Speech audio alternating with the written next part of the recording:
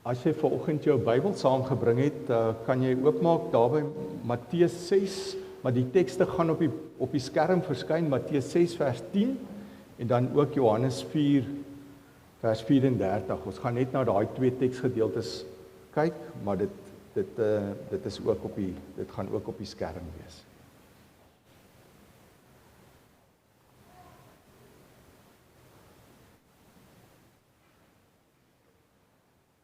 Matteus 6 vers 10 sê, laat u wil ook op die aarde geskied, net soos in die hemel. Daai baie bekende gedeelte wat kom uit die Onse Vader gebed uit, wat Jesus ons geleer het. En dan Johannes, wat natuurlik 'n baie mooi boek is, Johannes 4 vers 34, wat Jesus sê, my voedsel is om die wil te doen van my Vader wat my gestuur het, en om sy werk te voltooi. Net daai twee vir vandag. Nou ek wil graag met jou praat oor die wil van die Here. Ek weet nie baie het jy al gedink oor die wil van die Here nie. Want dit is nogal iets wat mense wyd uiteenlopende sienings het oor wat is die wil van die Here. Nou ons is al so entjie nou in Januarie en Januarie is mos maar altyd een van die langste maande in die jaar. Finansiëel is dit 'n lang maand na 'n lekker Desember. So ek weet nie, ek wil sommer by jou hoor.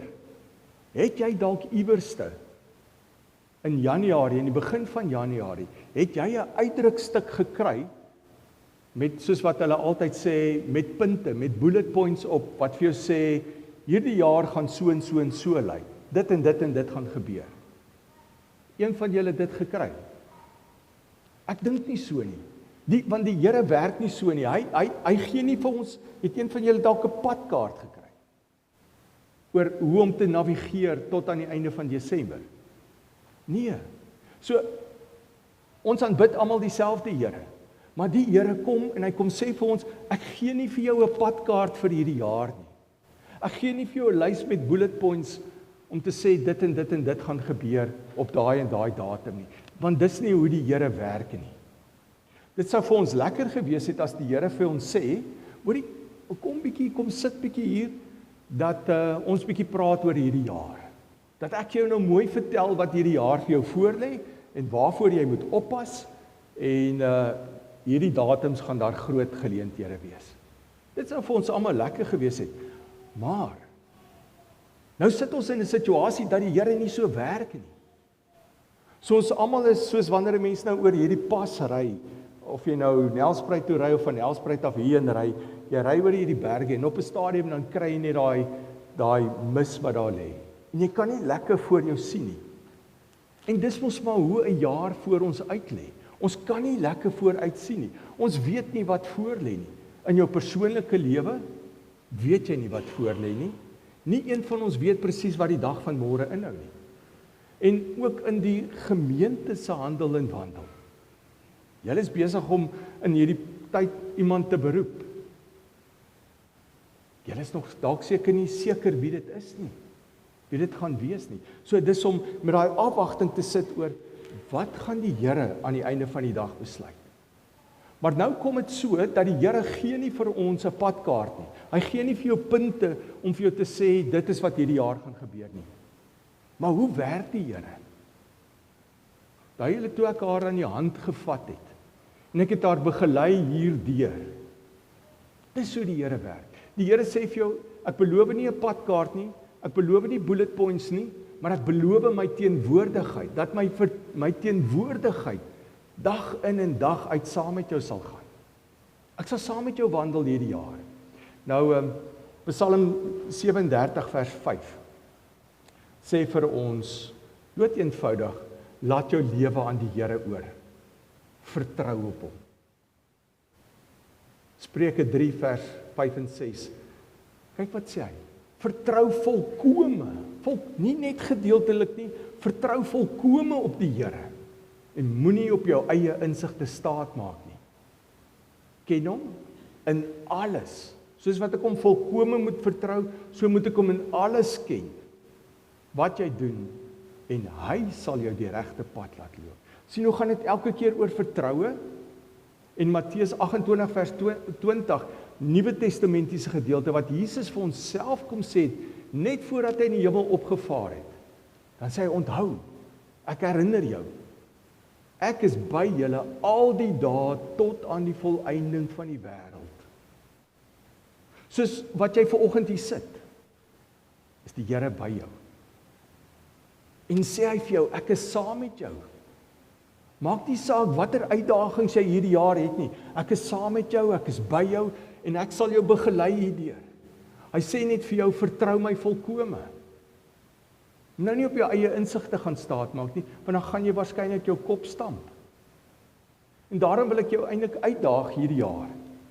Want gewoonlik aan die begin van 'n jaar, dan kry ons 'n nuwe kalender. Die kerk gee ook sommer kalenders uit om ons te help. So ons kry 'n nuwe kalender en daar is 365 dae op. So ons het al so 'n paar wat afgemerk is. En daar's 12 maande. Is maar net nog 'n jaar en ons gaan net nog 'n jaar en ons is in gesprekke wat ons sê, "Joh, die tyd vlieg. Hierdie jaar Januarie is baie vinnig verby." Of, "Joh, verlede jaar was geweldig vinnig toe ek my oë uitvee toe se jaar verby." Nou wil ek jou uitdaag. Moenie dat 2026 vir jou net nog 'n jaar sal wees nie. Moenie dat dit net nog 365 dae op die kalender of 12 maande op die kalender sal wees nie. Hoekom maak ons dit nie anders nie? En ek wil jou uitdaag vanoggend. Want dis hoekom ons hier is. Ons kom kerk toe, want dit is groeigeleenthede, dat ons kan groei. So ek wil jou uitdaag om dalk iets heeltemal anders te doen hierdie jaar. Om die Here te vertrou en vir die Here te sê, Here, maar kom ek wil graag hierdie jaar 'n ander seisoen in my lewe maak. Ek wil heeltemal anders te dink oor hierdie jaar. Dat dit nie maar net nog 'n jaar sal wees nie, dat dit 'n seisoen sal wees om saam met U te stap, om U wil te doen. En dis waar die probleem inkom. Want nou lees jy boeke om die Here se wil te doen. Jy hoor dat dit van die kansel afgesê word. Ons moet die Here se wil doen. En dan sit ons en ons sê maar, hoe en wat? Hoe werk dit? Nou, interessant, as jy Matteus 6 vers 10 lees, dan sê Jesus, en hy leer ons onder andere bid, laat U wil ook op die aarde geskied, net soos in die hemel. En wanneer ek en jy die Onse Vader bid, dan bid ons hierdie sinsnede van die Onse Vader, amper outomaties. Want ons sê, Here, laat U wil ook hier op aarde geskied, soos in die hemel, en ons gaan aan met die gebed. En dis eintlik een van die gevaarlikste sinsnedes daar, om te sê, Here, laat U wil, wat U daar in die hemel besluit, dat dit hier plaasvind. Want wat sê dit van my en jou, as ek en jy dit bid? Dit sê, Here, ek los my planne eenkant. Here, ek los my agendas wat ek het vir hierdie jaar eenkant. Nie my planne nie, Here, maar U planne. Maar nou sê jy vir my, maar 'n verantwoordelike mens moet beplan. Ek kan mos nie beplan nie, dan is ek onverantwoordelik. Ja, mens het beplanning, maar mens moet jou beplanning met die Here uitklaar, en dis wat ek jou wil oortuig van vandag, dat dit die moeite werd is om dit te doen. Want Jesus het gesê, dit is vir hom die moeite werd om dit te doen. Want ek wil die agenda wat in die hemel vir my bepaal is, wil ek graag nakom. Vra jouself gou die vraag af, dink jy dit is beter om met jou eie agenda te leef, of met die Here se agenda te leef? Is duidelik om beter met die Here se agenda te leef, want dan weet ek, hy stap saam met my, dan weet ek, hy sal op 'n mooi manier na my kyk. Sien, baie mense wil graag God se wil ken, maar almal wil dit nie altyd doen nie. En as jy Johannes 4 vers 34 lees, wat ons net nou gelees het as teksgedeelte, dan kom Jesus. Jesus het die wil van die Vader wat in die hemel besluit is, het hy kom uitvoer hier op die aarde, en hy was gehoorsaam daarin. Dis hoekom hy sê, my voedsel is om die wil te doen van my Vader wat my gestuur het, om sy werk te voltooi. So my wil toe Jesus na hierdie aarde toe kom, was dit nie om sy eie agenda te dryf nie. Hy sê, nee, ek sal alles doen, dit wat die Vader vir my sê. En as jy Johannes verder gaan lees, dan sal jy agterkom dat Jesus sê, ek doen niks wat die Vader nie vir my sê nie. Ek doen niks wat die Vader nie vir my sê nie. En dit is die sleutel daarvan. Hy sê, dis eintlik my kos, dit hou my aan die lewe. Daardeur sê hy, dit is vir my so belangrik, dat ek dit nie anders kan doen nie. Sien, ek dink, wanneer 'n mens bietjie hieroor nadink, om die wil van die Here te doen, dit sou makliker wees om die wil van die Here te doen, as ek hom kon sien, en hy het my as dit ware kan inroep, soos mens iemand inroep na jou kantoor en sê, hoorie maar, het jy nou hierdie goed gedoen, ja of nee? Sien, nie een van ons het die Here nog ooit gesien. Maar nou vra hy van ons, kom doen my wil. Nou wil ek vir jou sê, ek weet nie wanneer laas het jy die boek Exodus gelees nie. Nou as jy die boek Exodus lees, dan kom jy agter dat God nie eintlik ons speelmaat is nie. En dat hy baie keer vir jou sê, dit gaan oor my, dit gaan nie oor jou nie. So ek en jy is hier eintlik op aarde, ter wille van die Here, nie ter wille van onsself nie. Hoor dit weer vanoggend, jy is hier ter wille van die Here, nie ter wille van jou eie selfsugtige begeertes nie. En ons leef in 'n postmoderne wêreld waar dit baie keer gaan oor ons eie selfsugtige begeertes, die eie ek. Solank ek gelukkig is, dan sit reg. Basta met die res. Maar die woord kom leer ons, nee, dit moet oor die wil van die Vader gaan. So ons vra baie keer, nie, Here, wat is u wil nie? Hoor mooi. Nie, wat is u wil nie? Ons vra baie keer die vraag, Here, wat is u wil vir my? En daar is nogal 'n verskil daarin. Om te vra, Here, wat is u wil? Of om te vra, Here, wat is u wil vir my? Want om te vra, wat is u wil vir my? Is daar baie keer by die mensdom 'n stukkie, nie selfsug nie, maar ek is te veel op myself gefokus. Here, ek wil nou leef in hierdie wêreld, so kom sê vir my, wat om te doen. Ek wil vanoggend bietjie jou perspektief verander daarop. Want ek het sekere gawes en talente wat u vir my gegee het, so u wil moet waarskynlik wees in terme van my gawes en my talente. En dis nie hoe die Here werk nie. Ek dink mense kry 'n regte vraag en jy kry 'n verkeerde vraag. Vra ek 'n vraag verkeerd, dan kry ek verkeerde antwoord. Wat is u wil vir my lewe? Is nie die beste manier om dit te vra nie. Kom ek daag jou uit om eerder te vra, Here, wat is u wil? Wat is u wil? Nou kom ek begelei jou gou op 'n pad hoe om dit te kan doen. Want as jy uitvind wat is u wil, dan moet dieselfde gesindheid by my begin ontstaan wat daar by Jesus was. Here, wat u wil is, word my kos. Dit word my dryfkrag in die lewe. Dink net gou aan 'n gemeentekonteks, aan julle as gemeente. As elke ene van julle vra en erns maak daarmee om die wil van die Here te soek, dink net wat 'n verskil maak dit in 'n gemeente. Want dan gaan die Here, hy werk deur die Heilige Gees, so ons pas dan in by wat sy wil ook vir die gemeente is. Want ons is gehoorsaam aan sy wil. Maar baie keer kom ons eie selfsugtige begeertes in die pad daarvan. En dan sê ek, Here, maar dit kan nie u wil wees nie, want dis nie my talente nie, dis nie my gawes nie. Here, dis nie u wil. Ek kan nie dink dat dit u wil is dat ek by die kategese betrokke moet raak nie.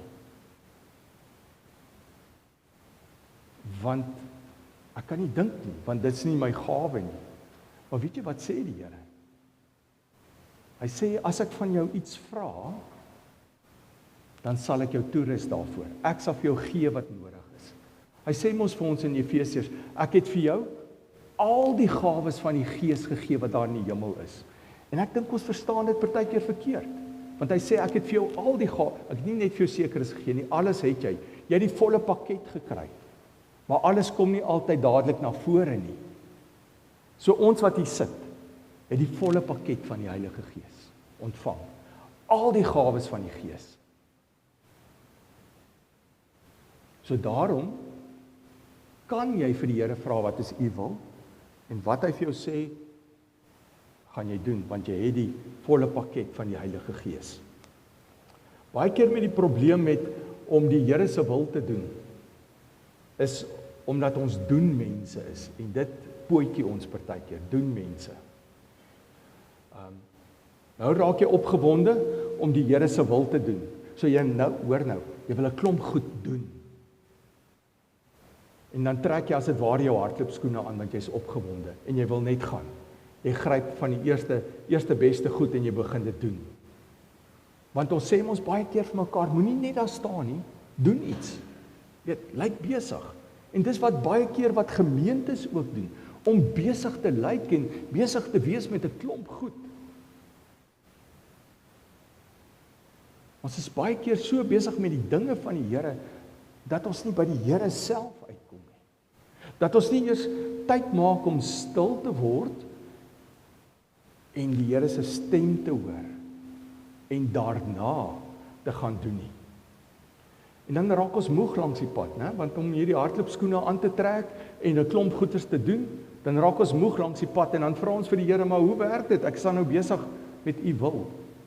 Is jy regtig besig met sy wil? Ek dink die Here roep ons, en hy sê vir jou, en hy waarsku jou, moenie net doen, moenie net wegval en doen nie. Staan eers vir 'n oomblik stil, luister. Want ek sal jou toerus, ek sal mooi met jou praat. Wat is God se primêre wil? Wat vra hy eintlik van ons? Hy vra 'n liefdesverhouding met hom. Ek dink dis die belangrikste. Hy sê vir jou eintlik, my kind, sorg dat jy tyd maak en tyd spandeer met my.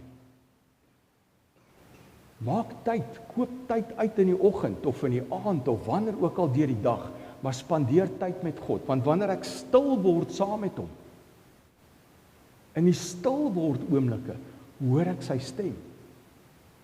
Dan praat hy met my. Hy praat met my vanuit die woord, of hy praat deur omstandighede, maar deur net stil te word, en nie te praat nie, praat die Here met my. Maar as jy nie gaan stil word oomblikke hê in jou lewe nie, hoe wil jy die Here se wil hoor?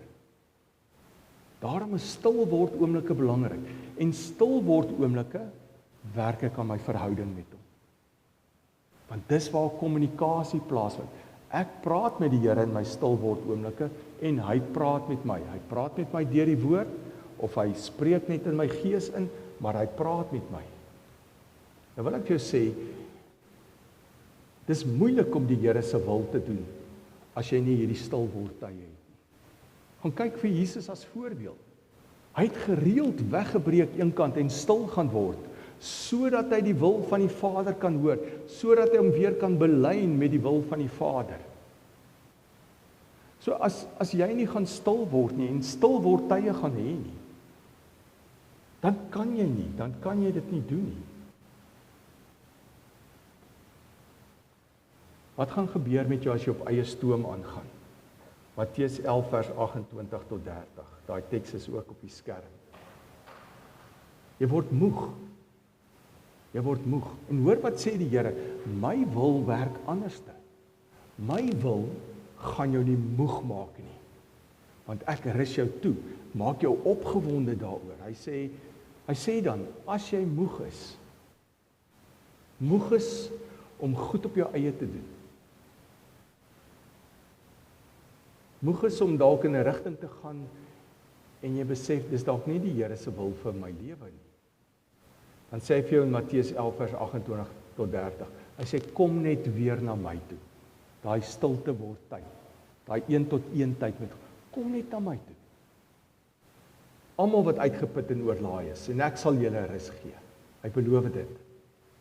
Neem my juk op julle. Kom hoor eers wat my wil. Neem my juk op julle en leer van my. Want ek is sagmoedig en nederig van hart. En julle sal rus kry vir julle gemoed. My juk is sag, my las is lig. Heeltemal anderste, né? As wat die wêreld se druk is. Werk God heeltemal anderste. So as jy nou kom vandag en jy sê, Here, ek is bereid vir 'n nuwe seisoen. Ek is bereid om 2026 'n nuwe seisoen in my lewe te maak. Nie maar net nog 12 maande nie. Maar 'n nuwe seisoen. Waar begin dit? Stil word. Om stil te word voor die Here. Om te sorg dat daardie tyd jou belangrikste tyd word. Want as ek stil word voor hom, dan gaan ek sy wil kan intap in sy wil. En hy gaan met my praat oor wat sy wil is. En ek skakel daarby in. En hy rus my toe. En die probleem is dat ons nie wil stil word nie, want baie keer is ons bang. Want wat gaan die Here van my sê nou, hy vra iets van my. Sê nou, in my stil word tyd kom sê hy, kom ons gebruik die voorbeeld weer. Sê nou, hy kom sê in my stil word tyd vir my, hoorie, ek wil hê jy moet die kinders gaan bedien. Ek wil hê jy moet betrokke raak by die jeugbediening. Jy moet betrokke raak by sonnaarskool. En dan wil ek liewer nie stil word nie, want ek is so bang dat ek so iets moet doen. Die Here verwag van my so iets. So ons vrese veroorsaak baie keer dat ons nie binne die wil van die Here wandel nie. Onthou, hy rus jou toe. Daar sê hy vir ons Matteus 11, neem my juk op julle, leer van my. Is nie swaar nie. Baie keer is die probleem dat ons self gesentreerd is. Ons dink, wat ons mekaar gesê het, maar my talente is dit, Here, so u kan nie van my dit verwag nie, want dis my talent. Nee. Here sê, wanneer ek wil hê, wanneer jy my wil doen, vertrou my, ek sal saam met jou stap. Die ander probleem is dat ons voor die tyd goed wil weet. Dat ons alles in detail wil hê. Ons kan nie alles in detail wil hê nie. Wat as sy nou vanoggend gesê het, nee maar, jy kan my nie blinddoek nie. Ek wil eers kyk hoe loop die pad. En dan kan jy my blinddoek en dan sal ek jou aanvat. Die Here sê nee, dit werk nie so nie. Jy kan nie vooruit sien nie, maar vertrou my. Vertrou my. Want ek stap saam met jou. Ek gee nie vir jou 'n padkaart nie, maar my teenwoordigheid is vir jou genoeg. Hy sê mos vir ons in Johannes 14 vers 6, onthou, ek is die weg. Nie iemand aan, ek is die weg. Ek sal saam met jou stap. Wat sê hy vir ons in Matteus 6 vers 33 en 34? Dan kom sê hy vir ons, soek eers die koninkryk. Beywer julle allereers vir die koninkryk van God en vir die wil van God. Dan sal hy ook al hierdie dinge gee. Dan sal hy die wêreldse goed vir jou gee wat jy nodig het. Hoor wat sê hy vanoggend vir jou. Jy sit dalk vanoggend hier en jy het 'n klomp bekommernisse. Jy wonder dalk hoe dit hierdie jaar gaan. Jy wonder dalk hoe dit met jou gesondheid gaan. Of met jou finansies, of met jou kinders, of jou kinders wat oorsee is, of jou verhouding. Jy wonder dalk oor al hierdie goed. Waar wil ek hê moet jy begin? Om te sê, Here, ek begin 'n nuwe seisoen vandag. Ek begin en ek maak 'n keuse om tyd te gaan maak vir U. Want in die tyd wat ek maak vir U, in die tyd wat ek uitkoop, dan weet ek, U gaan met my praat, sodat ek aansluit by U wil. Ek wil my eers beywer vir die koninkryk. Ek wil eers my verhouding regkry. En vanuit my verhouding met U, gaan U my gebruik. Eers die koninkryk en die wil van God. Dis wat die Here vir ons sê. Nie andersom nie, nie eers die wêreld en jou eie agenda, en dan later as ek tyd het, of as as ek tyd oor het in die dag, Here, dan sal ek vir U koninkryk. Hy sê nee, dit moet andersom wees. Eers koninkryk, eers jou alleentyd saam met God. En funksioneer vanuit jou alleentyd saam met God. Ek sluit af met Efesiërs 2 vers 10. God het ons gemaak wat ons nou is. In Christus Jesus het hy ons geskep om ons lewe te wy aan die goeie dade waarvoor hy ons bestem het. So, kyk mooi, as hy praat van hierdie woordjie gebruik hy net geskep in Efesiërs 2 vers 10, maar eintlik in die Grieks gebruik hy 'n fenominale woord wat sê jy's God se meesterstuk.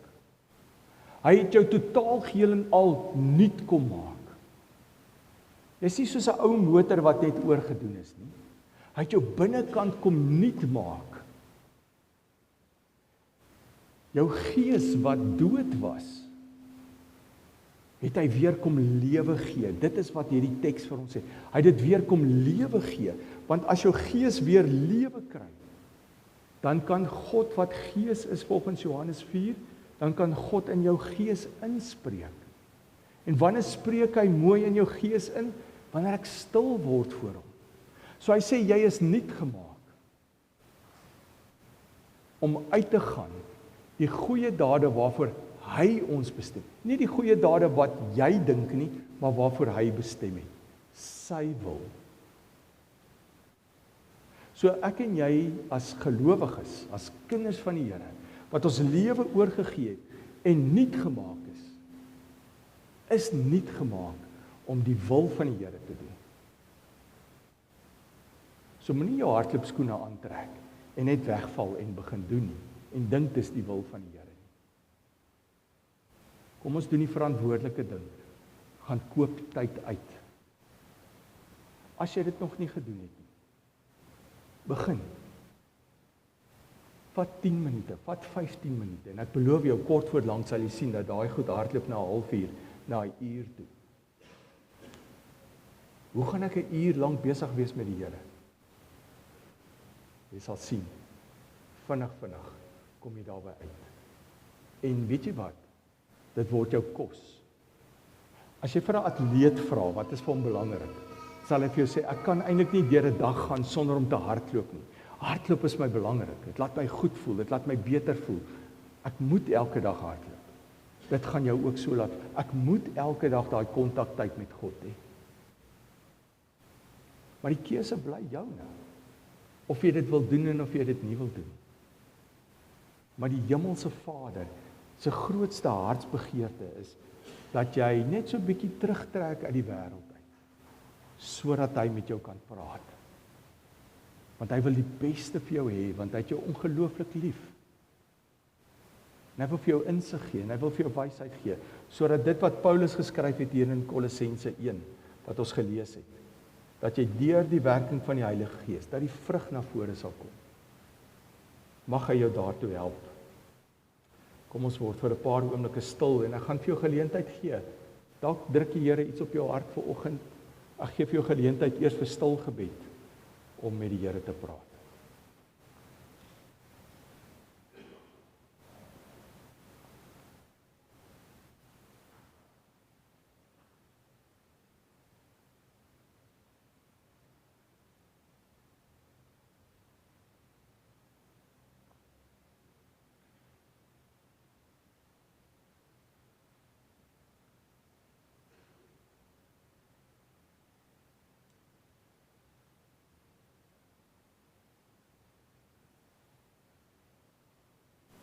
Hemelvader, jy het vanoggend, jy het nou elkeen se gebed gehoor. Dit het soos 'n aangename geur opgestyg na u troonsaal toe. Vader, ek kom tree in namens elkeen wat hier is, elkeen wat na hierdie boodskap luister. Vader, dat u hulle hart sal hoor vanoggend. Ek bid dat 2026 vir hulle 'n nuwe seisoen sal wees. 'n Seisoen saam met u waar hulle eers beywer vir die koninkryk van God en u wil. Here, kom openbaar U self aan elkeen wat soek na U. Elkeen wat tyd uitkoop uit die dag om stil te word voor U. Openbaar U self, maak U self bekend aan hulle. Vader, ons kom gee onsself net totaal geheel en al oor aan U. Nie ons wil nie, Here, maar U wil. Nie ons wil nie, Here. U wil, asseblief. Bid vir die gemeente. Nie hulle wil en denke nie, Here, maar U wil vir Lydenburg-Suid. Geef hulle 'n nuwe seisoen, 'n mooi seisoen, Here. Seën hulle, sodat hulle getuienis kan uitleef hier waar U hulle geplant het. Laat hulle blom, Here. In Jesus naam bid ons dit. Amen. Om jou geloof te bely, is ook 'n daad van vertroue om te sê, Here, U is my enigste Here. En ek sal saam met U die pad stap. Ek sal saam hierdie nuwe seisoen, sal ek saam met U aanpak. En daarom wil ek hê dat U sal staan, dat kom ons staan en dan bely ons geloof hardop saam. En dan bly ons ook staan vir die slotlied wat van liedboek 308 wat sê neem my lewe. Kom ons bely ons geloof saam.